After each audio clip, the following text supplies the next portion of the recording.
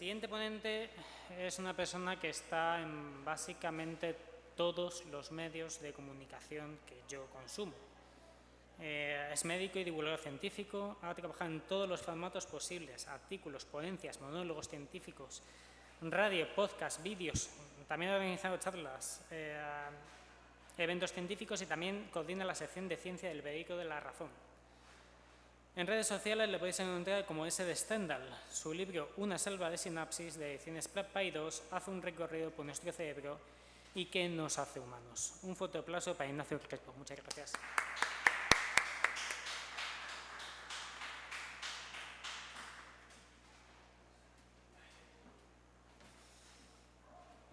Buenas. Lo primero que voy a deciros es que, a ver, ¿cómo hago para que esto no suene con mucho eco? ¿A esta distancia está bien? Vale, lo primero que voy a deciros es que le tengo una guerra abierta a los PowerPoints, así que no va a haber presentación de PowerPoints en este caso. Más que nada porque me pregunto, ¿realmente los necesito para lo que voy a contar? Y hay muchas veces que no, y los hacemos casi por compulsión, ¿no? Bueno, pues en este caso no vais a tener soporte visual, vais a tener que confiar en lo que os quiera contar yo.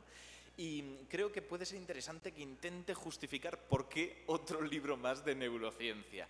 Hay muchísimos, ¿vale? Si vais a cualquier librería encontraréis una grandísima cantidad de libros sobre el cerebro, algunos mejores, otros peores, sobre todo peores. Y bueno, pues hay que intentar justificar por qué de repente vas a dedicar muchas horas mal remuneradas a escribir un libro, porque al final de los libros no se vive, sobre un tema que está tan trillado. Y en mi caso yo tengo que reconocer que fue lo primero que hubo, la motivación, la justificación, lo que yo estaba buscando. Yo había consumido mucha divulgación de neurociencia de niño y después durante la formación como médico y sabía que quería dedicarme a algo relacionado con la neurociencia, conocerlo más a fondo, pero también sabía que no quería los típicos lugares comunes que tan acostumbrados estamos a ver. Podríamos decir que toda la divulgación de neurociencia mayoritaria se encuadra más o menos en dos sectores. Por un lado están los que estudian las moléculas, las estructuras más básicas, lo que es bioquímica casi, la neurobiología, cómo son las neuronas, qué es lo que secretan, incluso cuál es su actividad eléctrica, ¿no? Cómo producen esas descargas, esas chispitas. Y por otro lado, teníamos la gente que se dedica a estudiar los fenómenos, ¿no? Lo que ya vemos, percibimos nosotros en la otra persona cuando actúa, la psicología. Cómo es el lenguaje, cómo es la memoria, pero faltaba el puente. ¿Qué ocurre? Porque eso no surge de la nada. La psicología no aparece porque sí. Se sustenta sobre esta biología que estábamos diciendo, la interacción con el mundo que tenemos alrededor y básicamente es algo material, es algo tangible con lo que faltaba el puente, faltaba algo que lo relacionaran. ¿Cómo pasamos de las neuronas a las funciones cognitivas? ¿Cómo empezamos a entender el lenguaje, la memoria, la consciencia incluso? No es arte de magia, no es religión, es ciencia. Así que ese paso tardé demasiado en comprender que lo daba la neurociencia cognitiva. Un tipo de neurociencia que intenta entender cómo se relacionan esas conexiones entre distintas neuronas para que de ellas emerja, y esta es la palabra, funciones más complejas. Una neurona no tiene la propiedad de dar la hora ni de decirte hola, buenas, ¿cómo estás? No tiene esa propiedad. Es algo que aparece cuando juntas más de una. Esto es lo que llamamos propiedades emergentes. Puede sonar raro, pero es que ocurre lo mismo con tu teléfono. Ninguna de las piezas de tu teléfono es capaz de hacer una llamada. Es cuando las pones todas juntas, cuando de repente tienes esa posibilidad. Y con las neuronas ocurre lo mismo. No podemos esperar que cada una tenga todas las respuestas, sino que hay que estudiar el sistema, cómo se conecta entre sí, cómo de las estructuras que surgen por pura autoordenación de la naturaleza empiezan a aparecer cosas maravillosas como la cultura, como el poema de Gilgamesh, por ejemplo, o como la teoría de grafos. Todas estas cosas son formas en las que nos expresamos como humanos, que mostramos una belleza nuestra como civilización, como cultura, y que tenemos que entender también su parte científica. Así que la neurociencia cognitiva estaba ahí para solucionarlo, para intentarlo solucionar, y una de las cosas que más me interesó es que tiene una aproximación computacional súper interesante. Esto es una forma de despojar de espiritualidad a la ciencia, que no está mal. Cuando hablamos de consciencia nos viene el impulso de decir, no, la consciencia es el último bastión en el cual la letra o la espiritualidad malentendida puede resguardarse de la ciencia y no ser explicada, ¿no? Donde podemos quedarnos con nuestras ganas de tener un mundo mágico, pues la consciencia suele ser ese lugar. Cuando hablamos de neurociencia cognitiva y de neurociencia computacional, lo que intentamos es decir, no, por la forma en la que se conectan las neuronas, por las estructuras que emergen de ellas, somos capaces de empezar a ver esas funciones y la consciencia no es una excepción. Vamos incluso a programarlas. Vamos a hacer modelos de ordenador que tengan estos ejemplos, que creemos una pequeña neurona, que conectemos con otras cuantas y que veamos cómo de repente empiezan a comportarse de forma inteligente. No eran inteligentes por separado, eran códigos, eran líneas de programación y de repente tienen funciones más complejas. Son ideas análogas, se va a cerrar la puerta de golpe, igual os asustáis. Vale, eso que estaba viendo que se inclinaba.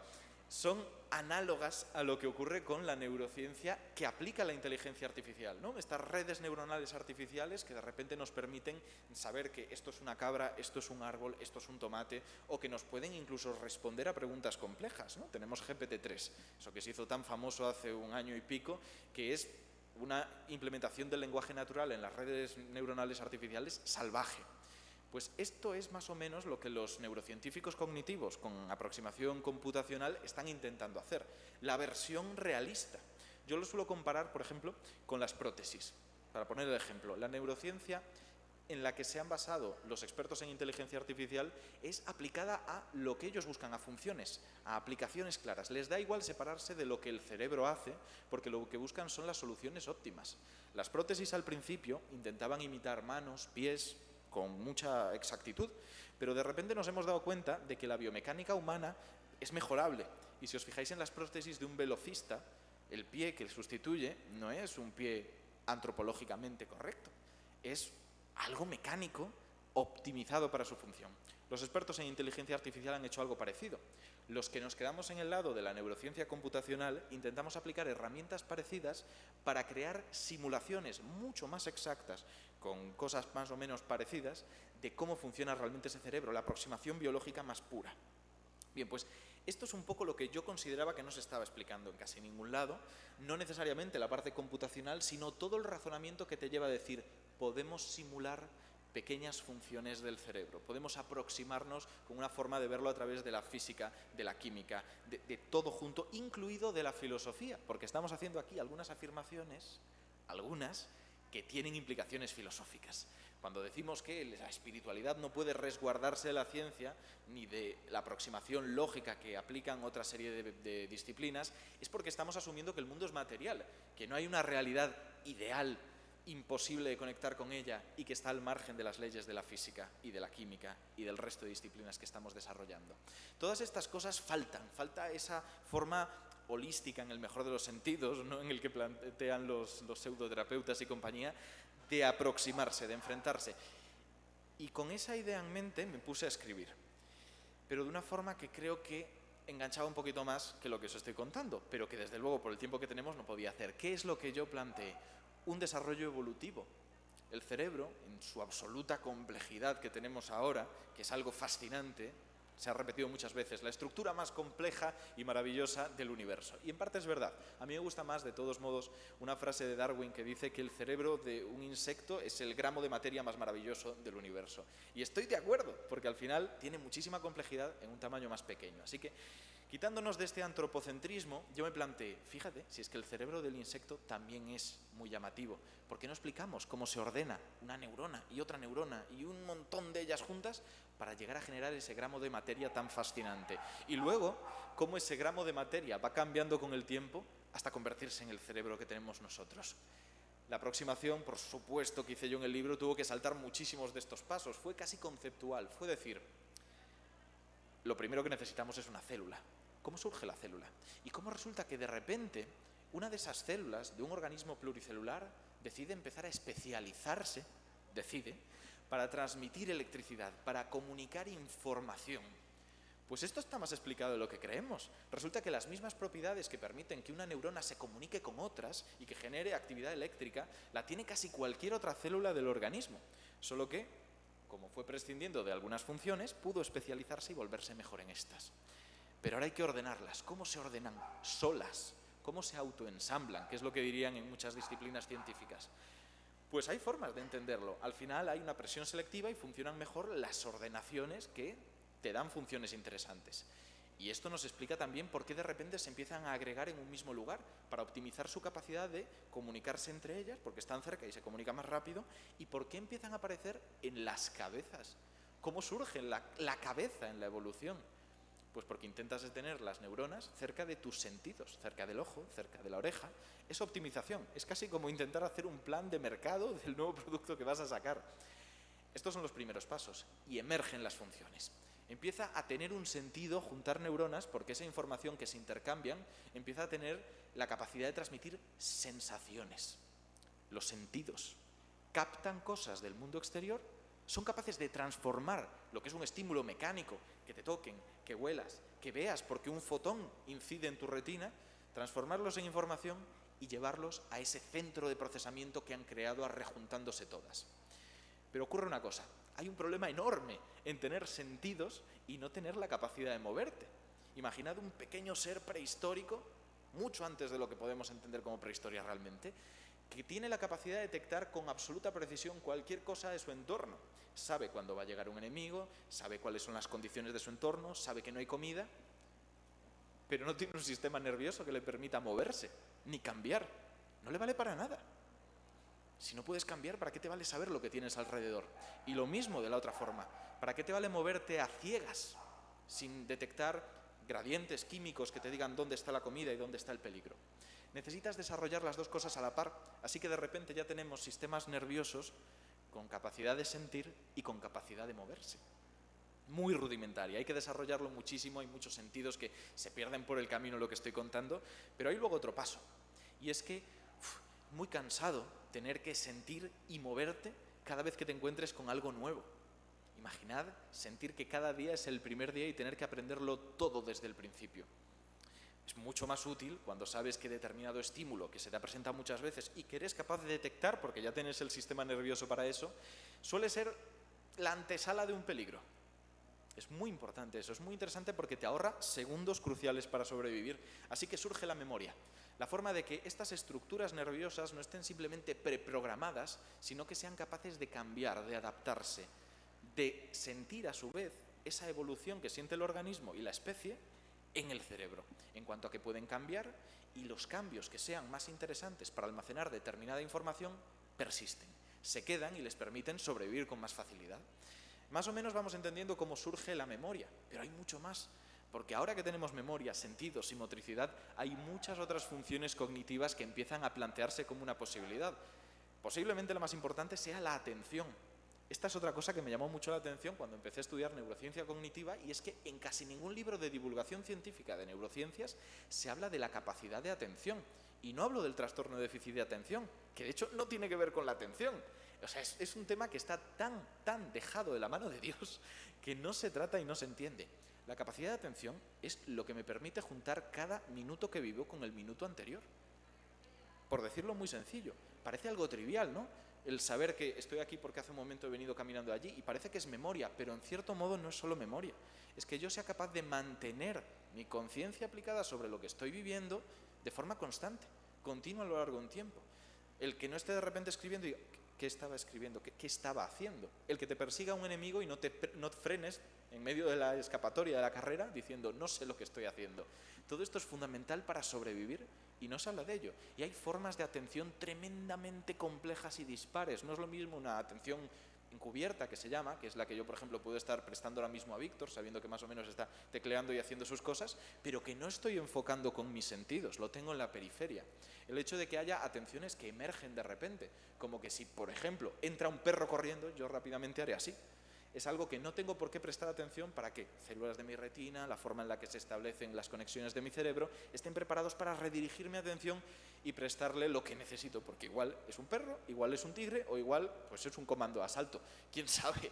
Entonces vamos viendo que la atención ya tiene su función y estos son herramientas increíbles para construir lo que queramos, porque aparece la inteligencia. La inteligencia es muy difícil de abordar, tremendamente imposible de definir y tenemos que quedarnos con definiciones parciales, pero vamos a ser realistas. Tenemos definiciones parciales incluso de qué es una especie y qué es una subespecie. Estamos rodeados de ellas y cuanto más vamos a disciplinas complejas, con muchas interacciones, muy húmedas que llamo yo, porque tratan con lo vivo, más difícil es establecer definiciones claras con grandes fronteras. Así que, cuando hablamos de inteligencia, podemos resumirlo muy rápido y que me perdonen los expertos diciendo todo esto de la capacidad de adaptarse al medio, de aprender, ¿no? Es una forma de implementar todas estas herramientas en conseguir las mejores soluciones a través del desarrollo de una cultura. Y esto es impresionante porque en el momento en el que desarrollamos la cultura, podemos transmitirnos información. No hace falta el lenguaje necesariamente para ello, transmitirnos información y aprender y mejorar como sociedad sin necesitar una evolución biológica que es mucho más lenta. Si pensamos en los Homo sapiens que había hace pues, un par de cientos de miles de años, estamos hablando de lo mismo que hay ahora. Y sin embargo, las civilizaciones que tenían no tenían nada que ver con las nuestras. El gran cambio desde las cavernas a nuestro mundo hipertecnológico no ha sido biológico, ha sido cultural y ha sido por esta inteligencia, por todas estas herramientas estructuradas, entre las cuales surge la siguiente, que es el lenguaje. La neurociencia del lenguaje es posiblemente una de las ramas más desarrolladas ahora mismo, porque aúna a mucha gente de distintas disciplinas. Necesitamos filósofos, necesitamos lingüistas, necesitamos psicólogos, neuropsicólogos que han trabajado mucho con el lenguaje y con los problemas del lenguaje, con estas personas que tienen afasias y de repente quieren decir algo y dicen una frase completamente distinta, creyendo que están diciendo lo correcto. Es muy difícil entender cómo funciona el lenguaje, pero a la vez, como es la forma en la que nos comunicamos, es fácil crear marcadores para entender qué falla, qué funciona, e ir comprobando cómo se asocian los problemas de un cerebro, dónde está dañado el cerebro, con cómo se está expresando mal la persona. Esto ha hecho que desde tiempos, sobre todo de la Unión Soviética, donde se desarrolla mucho la neuropsicología, precisamente como contrapunto al psicoanálisis, porque en la Unión Soviética atacaban todo lo que parecía idealista, con buen criterio en el caso del psicoanálisis, tuvieron una gran revolución en la neuropsicología, gracias a Luria y a otra gente que tiró por ahí y aprovechó lo que eran daños de bala en el cerebro durante las guerras para entender cómo iba cambiando la forma de expresarse de la gente. Esto nos ha llevado a entenderlo muy bien y poder decir cosas como que lenguaje, si bien mucha gente lo asocia con lo que humanamente entendemos como lenguaje, puede hablarse de comunicación como un paso previo, comunicación que existe en los animales, que tienen formas de comunicarse ya sea con baile, con descargas eléctricas, con feromonas, con un montón de estructuras más o menos complejas que llevan a otro punto. Y es que nos puedes decir, sí, pero esto no tiene gramática, no es lenguaje. Estoy de acuerdo. Se pide que tenga un sentido la forma en la que ordenas la información para generar más información, ¿no? Que no suelte simplemente palabras y tú tengas que interpretarlo. Pues resulta que hay animales que tienen gramática. Hay monos como el mono Berbet que tienen una gramática. Las marmotas o los perrillos de la pradera más en concreto parecen tener gramáticas muy rudimentarias. Surge el lenguaje. Y surge para poder protegerse de los enemigos, porque ya que tienes inteligencia y predices y entiendes que, por ejemplo, cuando ves esa cosa que parece un águila, el peligro viene de arriba y tienes por lo tanto que meterte en un agujero y no trepar a un árbol, esto es súper útil y es lo que usan estos animales para decirte, viene un águila, viene desde arriba, tiene este tamaño y viene acompañada. Son capaces de utilizar modificadores para las frases y hacer verdaderas maravillas y peripecias. Entonces, en este caso tenemos un lenguaje rudimentario que por selección natural y por casualidad en muchos casos, la selección no simplemente es a lo más fuerte, sino que a veces mejoras la inteligencia para sobrevivir y en vez de sobrevivir, pues empiezas a hacer poemas y otra serie de cosas lingüísticamente muy interesantes, pues surge todo un arte, el arte de la comunicación. Y gracias a él, pues otra serie de artes que están relacionados. En el momento en el que puedes expresar tus emociones, enriquece tu mundo y eres capaz de plasmarlas a través de la pintura, de la escultura, de muchas otras cosas. Tenemos unos de los principales pilares de lo que es el ser humano, pero nos queda uno. Nos queda uno que, como decía, es el último bastión y que yo dejo engañosamente para el final del libro, porque si bien no es el último punto evolutivo y todo esto que he dicho como una secuencia se fue desarrollando más engranadamente y conjuntamente de lo que parece, este último punto es posiblemente el primero por el que hay que partir y es la consciencia. Porque todo esto anterior puede hacerlo una máquina suficientemente programada, pero ¿puede una máquina tener consciencia? Bueno, yo no voy a decir que no, pero es verdad que nos vale esta pregunta para entender que faltaba algo en todo lo que he explicado, ¿no? Que faltaba esa sensación subjetiva de metacognición que llamamos en neurociencia, de no solamente hacer cosas, sino ser consciente de que estamos haciendo cosas. No encontrarse de repente, ostras, estaba pasando páginas, ¿no? Soy consciente de que acabo de pasar 3 páginas de esta manera y por este motivo. Faltaba, posiblemente venga al principio de la evolución, pero lo he dejado al final porque, como digo, es un bastión muy difícil de asaltar. Y el abordaje que yo hago es sobre todo desmintiendo cositas, porque hay muchas veces que se intenta justificar la consciencia como algo que no se basa en causa-efecto, que es donde nosotros tenemos nuestra libertad de decidir, el libre albedrío. Y explico que realmente, filosóficamente, el libre albedrío, entendido como tal, tiene problemas de que llamamos libertad a algo que sería aleatoriedad. Y si yo tomo mis decisiones tirando un dado, igual no soy del todo libre, me estoy encomendando a la aleatoriedad. Igual ser libre es ser fiel a lo que nosotros somos, a lo que nuestra biología es y lo que nuestra cultura nos ha ido condicionando, que son mis experiencias, lo que me define como persona. El determinismo, en cierto modo, se presenta ahora como libertad. Y es una forma de abordar este problema de la conciencia desde la perspectiva científica, desde la perspectiva causal. Pero hay otro punto, gente que aprovecha los avances de la física cuántica para hablar de lo aleatorio. ¿Cómo voy de tiempo? ¿Sí? Perfecto. Luego habrá preguntas. Aprovecha los avances de la física cuántica para hablar de este resquicio fuera de la causalidad, de aleatoriedad en el mundo y de que tal vez sea el sustrato que permite que nuestro cerebro se comporte como le venga en gana. Pero hay problemas.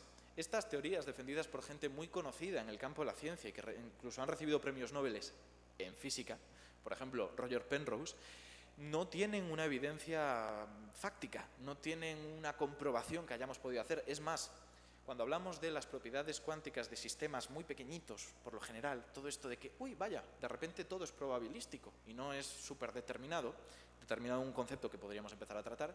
Cuando hablamos de esto, hablamos, como digo, de sistemas diminutos, porque necesitamos que se mantenga lo que ellos llaman coherencia y que implica unas temperaturas muy bajas, unas condiciones muy concretas que el cerebro humano no tiene. El cerebro humano está a temperatura ambiente, tiene una interacción de muchísimos átomos y moléculas juntas y esto acaba cayendo en una decoherencia. No hay propiedades cuánticas que conozcamos en los cerebros. Sabemos, por ejemplo, que el olfato sí que se aprovecha de algunos aspectos cuánticos para distinguir moléculas muy, muy parecidas, pero ya no caemos en en la espiritualidad cuántica, hablamos de ciencia de verdad. Quitamos, por lo tanto, toda esta explicación probabilista y cuántica de la consciencia. Nos tenemos que quedar con otra cosa. Nos quedamos con la parte física, nos quedamos con la parte química, con la parte causal, con la parte cultural. Y dejo una última reflexión que es cómo podremos llegar a entender la verdad. ¿Podremos llegar acaso? Porque hay mucha gente que acaba estos libros de neurociencia diciendo, bueno, pero realmente un sistema no está nunca preparado para entenderse a sí mismo. La frasecita esta de que si el cerebro fuese suficientemente inteligente como para entenderse, sería demasiado complejo para entenderse. Es una frase que es muy llamativa, suena bonita, la solemos aceptar porque lo que suena bonito creemos que es filosofía, cuando no necesariamente es así.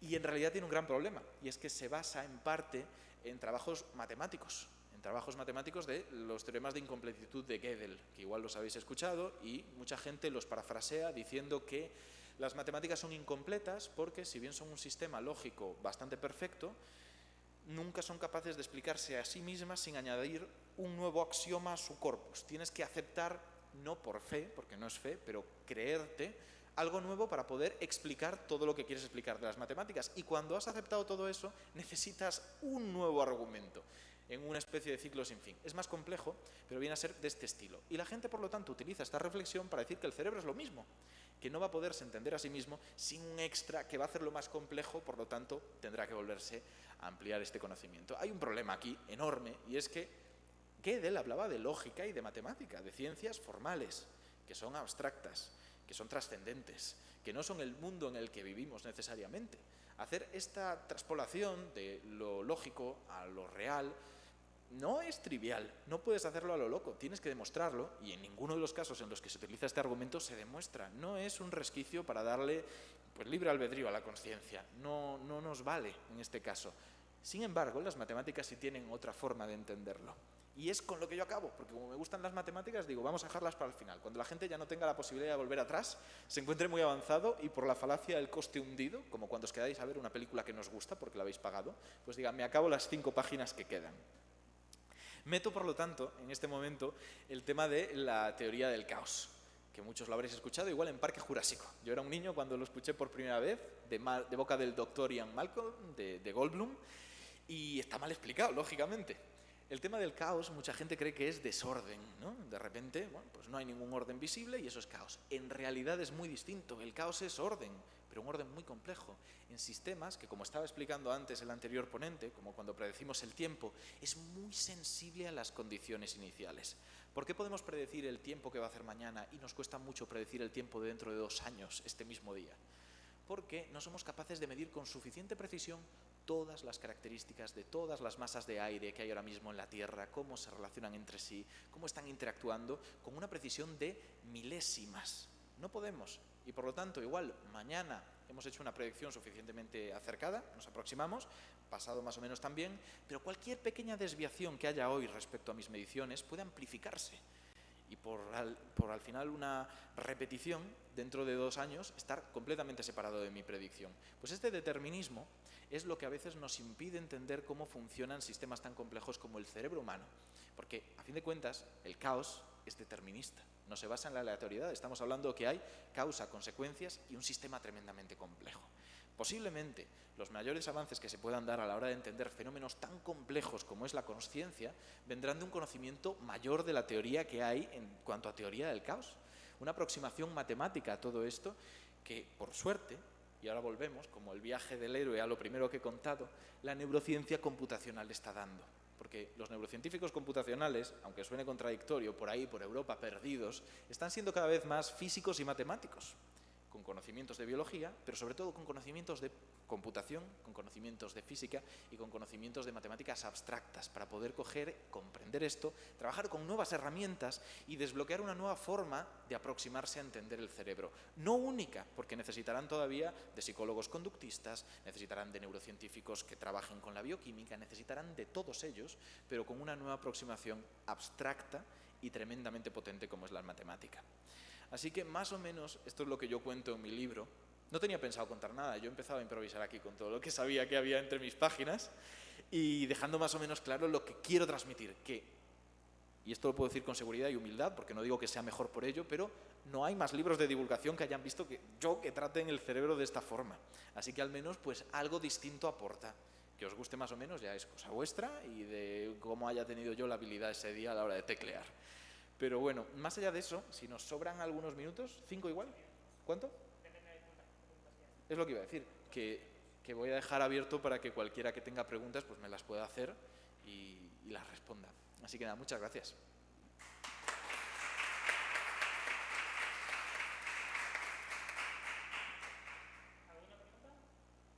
Uy, qué claro o qué confuso ha quedado todo. Siempre me suele pasar igual, de todos modos. Cuando acabo una charla, al principio no hay ninguna pregunta y luego igual estamos 3 horas. Esto me ha pasado, esto es real, perdidos en un camping de Segovia. No, ¿de Segovia? Sí, fue de Segovia. Fui a dar una charla, era de media hora, y después de la charla, que fue pues, más o menos improvisada, con 4 ideas que quería, di turno de preguntas, tardó como 1 minuto y medio en salir la primera. Yo me puse a hablar mientras para rellenar tiempo, igual que estoy haciendo aquí. Tengo la costumbre de la radio, de rellenar espacios, ¿no? Y si no veo que alguien tiene más o menos el impulso de levantar la mano, no me callo. Y en el momento en el que se desbloqueó la primera, 3 horas estuvimos allí hasta que se hizo de noche. Mira, ¿ves? Ya la primera. Gracias. Uh-huh.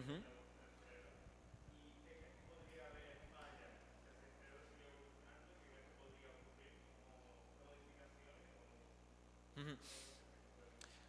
Justo ayer estuve entrevistando a una experta en evolución, pero de la parte más genética que otra cosa, que va a salir en Nosfera dentro de poco. Y muchas de las preguntas de los oyentes, porque Nosfera funciona por preguntas que nos dejan los oyentes en redes, iban por esa línea, ¿no? Confundiendo, no digo que lo estás confundiendo tú, pero confundiendo estas disciplinas con ciencias predictivas, capaces de decir de lo que va a ocurrir en el futuro o cómo va a evolucionar algo. Esto es muy difícil.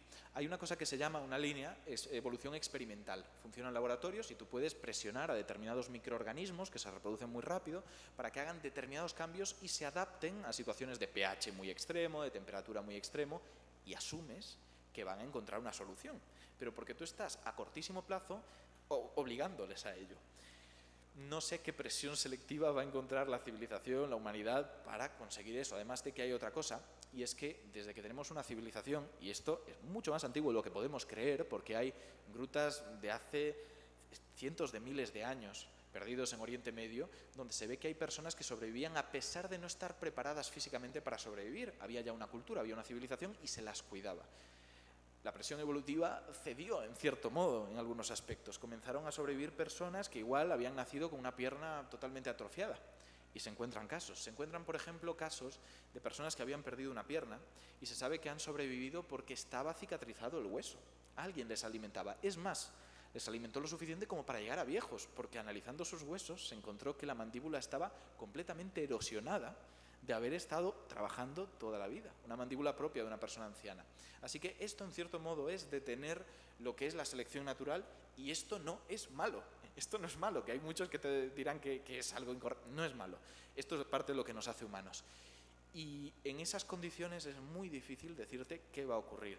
Lo que sí que te puedo decir es que, en cuanto a Homo sapiens, al estudio del cerebro, lo que sí podemos hacer es estudiar el negativo del cerebro. No tenemos el cerebro de nuestros primeros ancestros, pero tenemos sus cráneos, que quieras que no, dejan las impresiones del cerebro. Sabemos, por lo tanto, el volumen que tenía su cerebro, las proporciones, y los primeros Homo sapiens tenían ligeros cambios respecto a los nuestros. Tenían un cerebro un poquito, mínimamente menos voluminoso, más abombado hacia arriba y con otras proporciones. Pero hace ya muchísimo tiempo, prácticamente la mitad del tiempo que el Homo sapiens lleva aquí, lo que llamamos Homo sapiens modernos, tienen un cerebro indistinguible, hasta donde podemos saber, del nuestro. No ha habido cambios por ahí. Como digo, el mayor cambio ha sido cultural. Y yo creo que esa es la gran pregunta. ¿Hasta qué punto vamos a poder sobrepasar determinados sesgos cognitivos?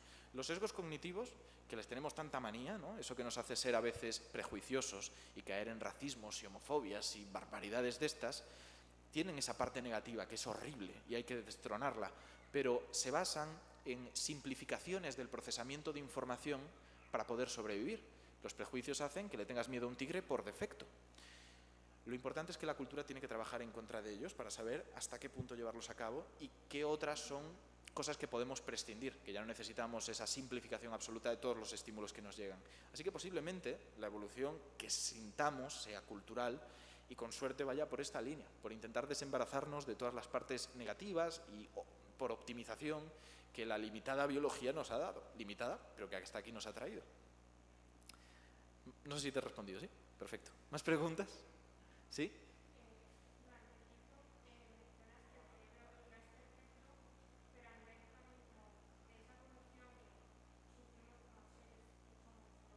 Uh-huh.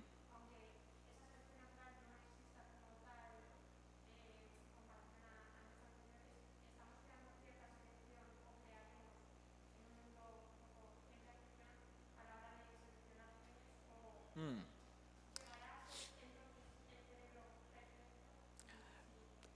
No, pero porque el término perfecto es un término humano, es muy ambiguo. ¿Qué es perfecto? Para decir que algo es perfecto necesitas tener criterios de qué pretendes conseguir con ello.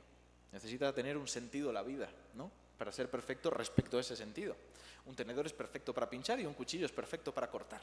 ¿Para qué tiene que ser perfecto el cerebro? ¿Para sobrevivir? Ya lo está haciendo. Así que, perfecto no. Perfecto es un término que no voy a tomar. Luego el tema de la selección genética, eso es muy interesante. De hecho, habéis tenido esta mañana a Lluís Montoliu por aquí, que es experto en bioética y que habría dado una respuesta mucho más completa a la mía. Pero lo que sí que voy a decir es que, a pesar de lo que nos pueda asustar el hecho de que salgan noticias como las de He Jiankyu de hace unos cuantos años, que había editado las primeras bebés humanas, esto es algo que, vamos a ser sinceros, suena feo, pero está mucho más controlado, a pesar de estos deslices, que hace décadas. Tenemos que tener en cuenta que la bioética nace a mediados del siglo pasado y nace por lo que nace, porque se estaban haciendo barbaridades en la Alemania nazi. Y a pesar de ello, Estados Unidos, de luego, tardó bastante en implementarlo y tenemos historias tristísimas como las de Tuskegee, donde se cogió un montón de personas afroamericanas que no se trató de la sífilis que se sabía que padecían, solo para ver, por curiosidad, cómo se desarrollaba la enfermedad. Por suerte ahora está mucho más controlado. Y la noticia es que alguien se salte estas normas, no que se apliquen. Con lo que tengo la esperanza de que lo de la eugenesia lo controlemos. Hay dos tipos de eugenesia, que suena feísimo, pero hay dos tipos. Una eugenesia que es abolicionista, que lo que intenta es evitar la enfermedad. Es decir, yo sé que esta persona va a nacer con, por ejemplo, albinismo, vamos a tratarlo porque sé que va a tener posiblemente ceguera luego cuando se desarrolle. Y hay otra que se llama extropianista, que pretende mejorar. Estos son los poshumanistas y todos estos que se vienen arribísima con ideas que no son de hoy. Y es una diferencia a tener muy en cuenta. Tenemos que apostar por la primera, la segunda ya debatiremos hasta qué punto es lícita, hasta qué punto eso de redefinir humano es algo nuevo, porque a fin de cuentas los antibióticos también han hecho que sobreviva mucha gente que antes no sobrevivía. Si ser humano es ser lo que es un humano natural, la esperanza de vida tendría que ser mucho menor. Ya hemos aceptado cambios, ¿por qué no aceptar algunos más? La cosa es cada caso concreto. Esto es lo que se llama una ética situacional. Es decir, no te voy a hacer criterios generales que te permitan regir toda tu vida, sino que voy a analizar cada caso concreto en función de lo que se presente. Yo creo que irá más por ahí y, aprovecho para decir otra cosa, esto de que ahora mismo tal vez estamos seleccionando algunas cosas. Hace poco un divulgador científico publicó un vídeo de Resurgida, él se había ido y ha vuelto. Divulgador científico es generoso para lo que decía, pero bueno. Y comentaba una cosa que me ha traído muchos problemas porque mucha gente me ha escrito diciendo, oye, esto es cierto. Y lo que decía es, desde que existen las cesáreas, cada vez hay más mujeres con la cadera estrecha. Y llegará el momento en el que todas las mujeres tengan la cadera estrecha. Esto es no entender cómo funciona la selección natural. Se basaba en lo que comentaba un investigador que ha sido desmentido, y él decía que como se hacen cesárea mujeres con cadera estrecha porque no puede pasar el niño a través del canal del parto, ojo, esto no es el único motivo por el que se hacen cesáreas, puede venir con distocia de hombros, que se encajan los hombros y no sale, y eso es el niño, no la madre. Dejando esto a un lado, la cesárea, ¿vale?, pues puede hacer que nazca el hijo de una madre con cadera estrecha, que tenga más o menos una serie de genes que le lleven a más o menos desarrollar una cadera estrecha y que sobreviva. Pero es que no está teniendo en cuenta un montón de cosas que se nos escapan. El hecho de que muchos genes son pleiotrópicos y que si eliges un gen que te va a tener la cadera estrecha, es posible que ese gen también tenga que ver con tu fertilidad. Tal vez. Tiene otra serie de funciones y haya limitaciones a esta supuesta selección que hacemos de forma inconsciente. Hay muchas barbaridades en ese vídeo, hay muchas barbaridades que veréis como ecos de ese vídeo, porque por desgracia ha tenido mucha repercusión y que os encontraréis en redes. No os las creáis. No estamos cambiando notablemente. Eso de que vamos a perder nuestro meñique o que el pulgar se va a hacer muchísimo más articulado, eso es lamarquismo. Eso es algo que, bueno, hay quien quiere escudarse en la epigenética para decir que el lamarquismo vive, pero son conceptos muy, muy distintos. Y quien conoce la filosofía sabe que lo importante no es la idea concreta, sino cómo llegas a ella y cómo la justificas. Y Lamarck no tiene perdón de Dios hoy en día. Entonces, no sé si te he contestado, más o menos. Perfecto. ¿Alguna pregunta más? Ya, nada, perfecto, pues ninguna pregunta más. Tenéis mis redes si queréis alguna cosa. Nada, muchas gracias.